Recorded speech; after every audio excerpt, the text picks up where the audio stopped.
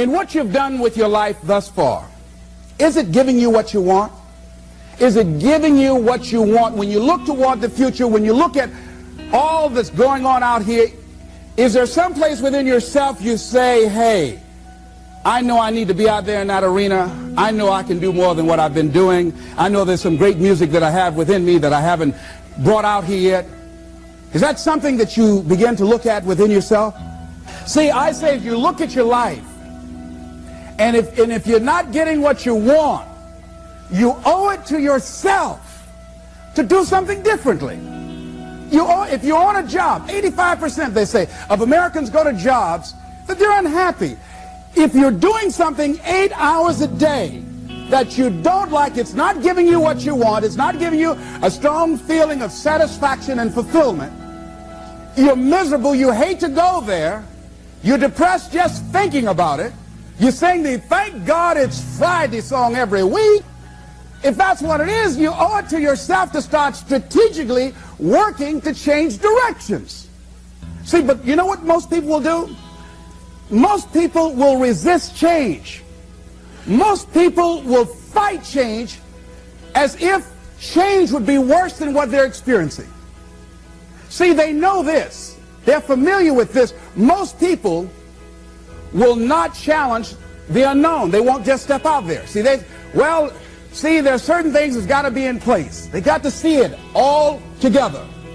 And life isn't like that. That's not how you grow.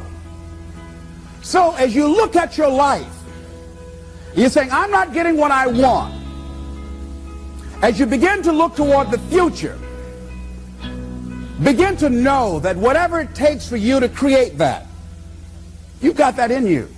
You've got that. You've got genius in you. You've got goodness in you. You've got creativeness in you. If you decide to take the initiative to change the current quality of your life, I say to you that you will find that the universe is on your side, that life is on your side. Now, will it be turbulent? Yes. Will it be easy? No, no.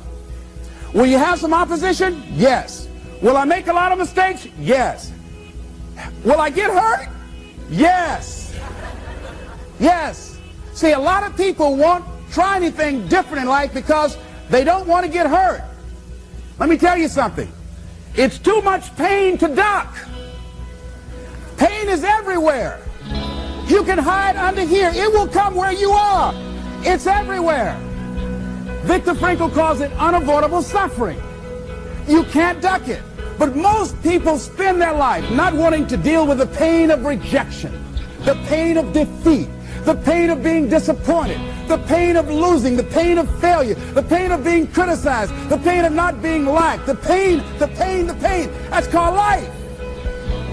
Life is full of pain. It's everywhere. But guess what? There's no gain without pain, because it's the pain of regret that you experience. If I had it to do over again, that's a pain. Don't you know that's something? When you know, I was in a seminar once and this lady stood up. If I had my life to live over again, she talked about all of the things that she would do. And you can feel the pain of regret in her voice. The pain of regret. She still experienced pain. She was trying not to experience the pain of defeat, the pain of disappointment, the pain of loss, the pain of lack of support. And she still experienced pain. It was right there. We can't get around it. Most people are governed by their habits, their fears, and the opinions of others.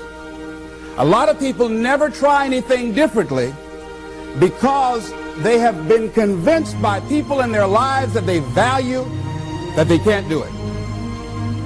They're living within the context of the opinions that other people have of them, the low expectations.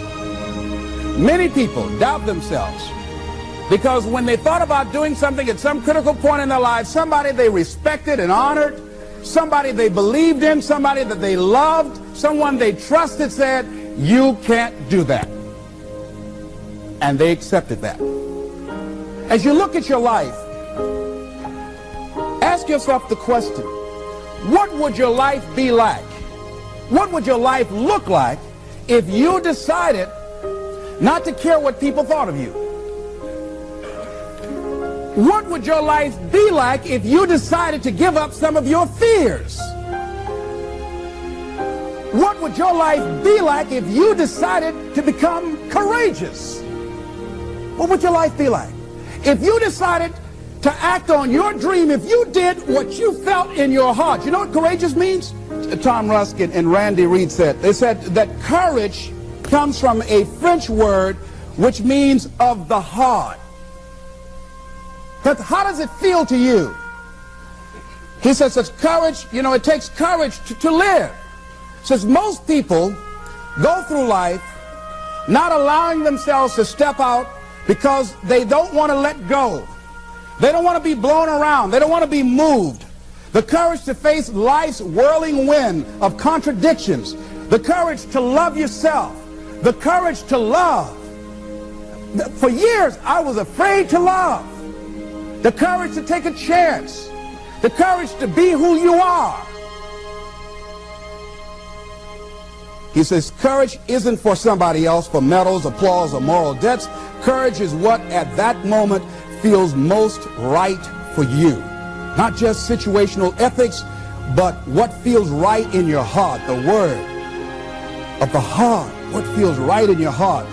One great philosopher says, cowards die many times before their deaths. The valiant never taste of death but once. What does that mean? That valiant people aren't afraid? No, no, no. It means that they experience that fear and they move forward.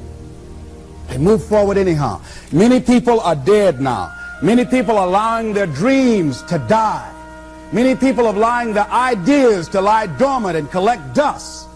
Many people have all this talent and ability that they are allowing to be buried inside of them, that they will take with them to their graves because they didn't have the courage to be who they are. And I say, as you begin to look toward the future and manifesting your greatness, it's going to take everything in you, that your life deserves the concentrated effort to begin to look at how is it that I can express more of me? How is it that I can bring my ideas out here now?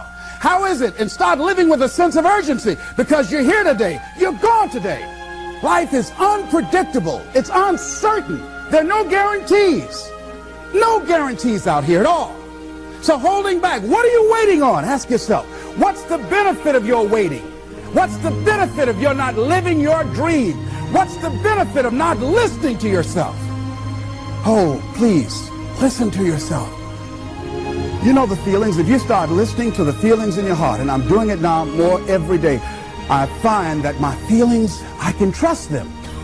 And I say to you that as you look toward the future, you look at life on a daily basis, if there's something that you have been given, if you've heard something within yourself that you know that what you're doing now doesn't fit for you, it doesn't work for you, it's not giving you what you want, and there's something else that you want to do, don't allow that inner doubt in you to talk you out of it, to build a case on why you can't have it, to tell you why you're not good enough. You ignore that inner voice and all of the external voices.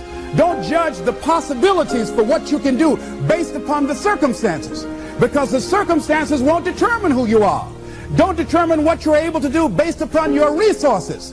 Don't determine what's possible for you based upon where